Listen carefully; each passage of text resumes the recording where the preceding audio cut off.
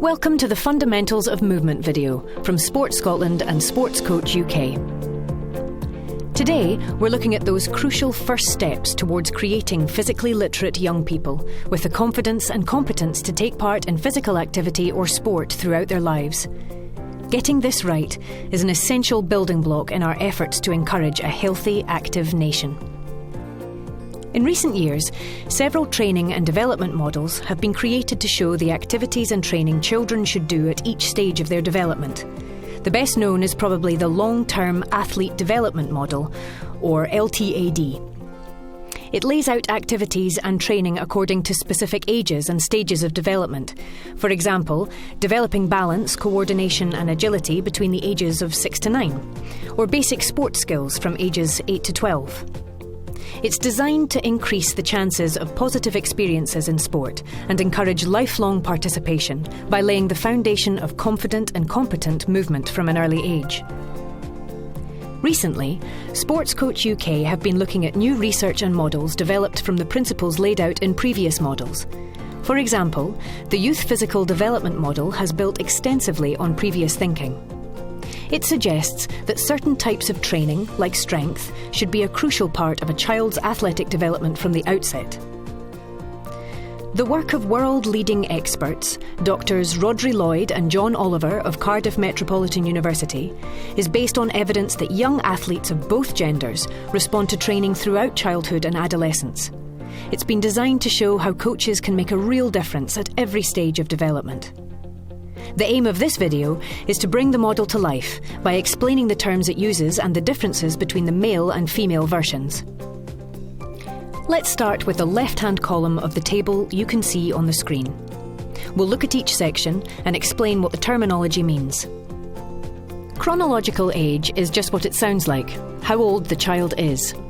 It has traditionally been the most common way of thinking about developmental stages in children. But children of the same age develop differently. The beginning of puberty, for example, and the start of growth spurt can vary a lot. The Youth Development Model uses maturational status to consider a child's developmental progress. That's separated into 3 key stages: prepubertal, pubertal, and postpubertal. Let's look at the models. The lighter shaded areas show pre-puberty. Darker shading indicates adolescence, where we'd expect to see a child's fastest growth rate.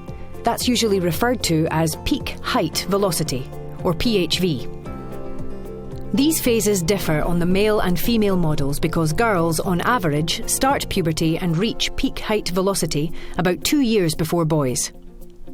If we use maturational status along with chronological age as a guide to developmental stage, it helps us tailor training to each individual child. Training adaptation refers to the child's response to training and the changes it creates in them. Before puberty, those changes will be largely neural. As puberty advances, they'll be both neural and hormonal. The physical qualities section of the model is the most important. It's where we identify the specific training types to focus on and when. We'll look at it in more detail in the next section. Training structure shows the levels of structure needed as a child develops. For example, at the younger stages, training will mostly be formed around play. It becomes increasingly structured as the child continues to develop and mature, so it focuses on the specific physical skills they need to develop. Let's come back to the physical qualities section of the model. You'll notice there are different sizes of text here. That's important. The bigger the text, the more important the physical quality is, and the more likely it will respond to training. So, for example, fundamental movement skills and strength are given more importance than all other physical qualities in early childhood. But agility, speed, power and strength become the primary focus from middle childhood and through the adolescent growth spurt. Simply put, the larger the text, the more coaches should focus their training on developing those physical qualities. Let's look at each in turn. Fundamental movement skills, or FMS, are a priority at an early age, but less of a focus once they've been mastered. Rapid development of the central nervous system in early childhood supports the learning and development of these skills, which are related to locomotion, manipulation, and stabilisation. We're putting some examples on your screen now. Early mastery of fundamental movement skills lets children progress to sport-specific skills. Mastery means being able to perform movements proficiently and with control, even at speed or under pressure. Without it, children can struggle with the more advanced skills. When strength is developed alongside FMS, it creates a foundation for all other forms of exercise and helps children to demonstrate controlled movements.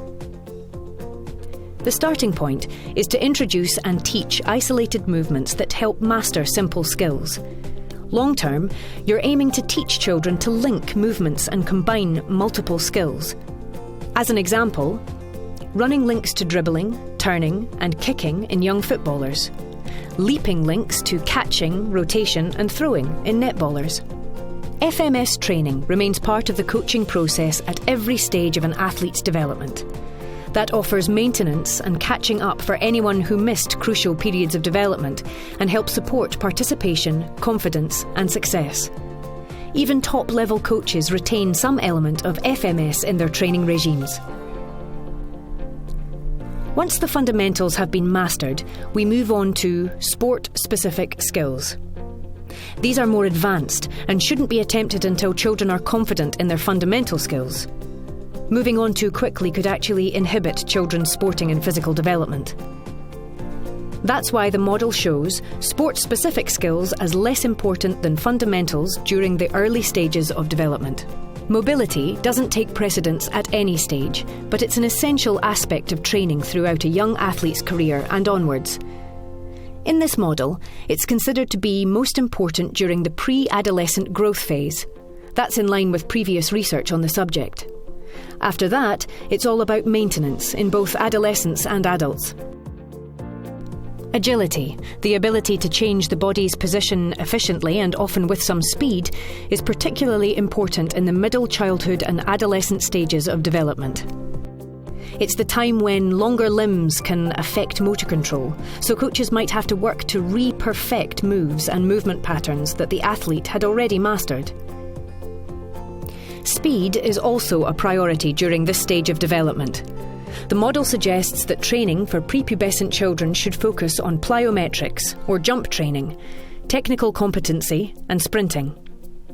The same applies to adolescents, who should also focus on strength training to make the most of speed gains. Moving on to power.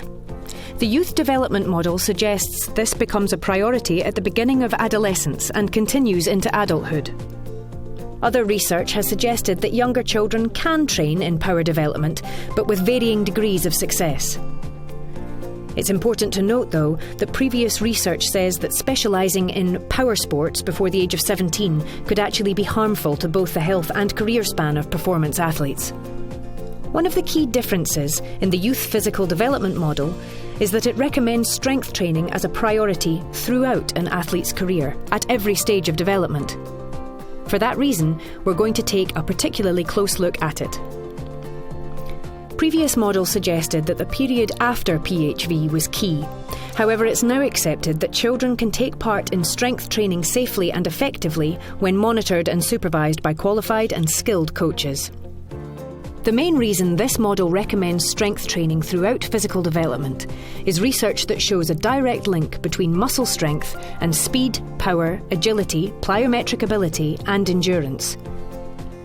Other research suggests that strength contributes heavily to the development of fundamental movement skills. It also helps prevent or avoid sports-related injury. High levels of aerobic fitness and low levels of muscular strength reportedly heighten the risk of fractures in children involved in sports programmes.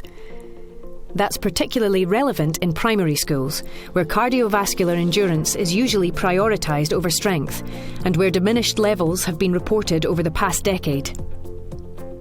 It has also been suggested that 50% of overuse injuries could be at least partly prevented through appropriate strength training. And strength is particularly important for female athletes, who are at greater risk of osteoporosis in later years, and who are also more affected by things like an increased knee valgus angle, quadriceps dominant landing strategies, and increased fat mass and joint laxity. Strength training in children tends to focus on their ability to perform body weight only exercises with good control, which can form the basis of FMS development and maintenance.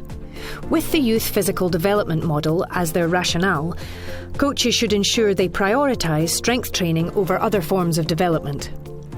Hypertrophy, gains in muscle size, becomes most important during early adolescence, usually after PHV, when an abundance of growth hormones adds significant value to the training. The model considers hypertrophy as an extremely minimal part of early development and of less importance than power, strength and endurance in early adulthood. The final physical qualities in the model are endurance and metabolic conditioning. These are related to training that improves the ability of muscle to use aerobic and anaerobic energy and resist fatigue. Children usually get enough from other activities and training, not to need specific training for this quality. So in the model, it's not a priority for males until the later stage of development. It's not seen as a priority for females at any stage. The Youth Physical Development Model aims to show how training can be shaped for each individual child to suit their age, developmental status and gender. It's designed to provide a clearer focus on individual physical development through sport and physical activity. It allows you, as coaches, to prioritise the physical qualities that correspond to developmental stages, which is one of the key areas where it moves us away from a lot of current thinking and practice. It means that, as coaches, we can help every child develop. We can develop fun and engaging exercises that cover specific qualities simultaneously. We can take a tailored, adaptable approach to every stage of their development and enjoy watching the results take shape over time. Thanks for taking part in this module. You'll find more workshops to support your learning in this area from both Sport Scotland and Sports Coach UK. A list of titles is on your screen now. You can access them through the Sport Scotland and Sports Coach UK websites or apps. Thanks for watching.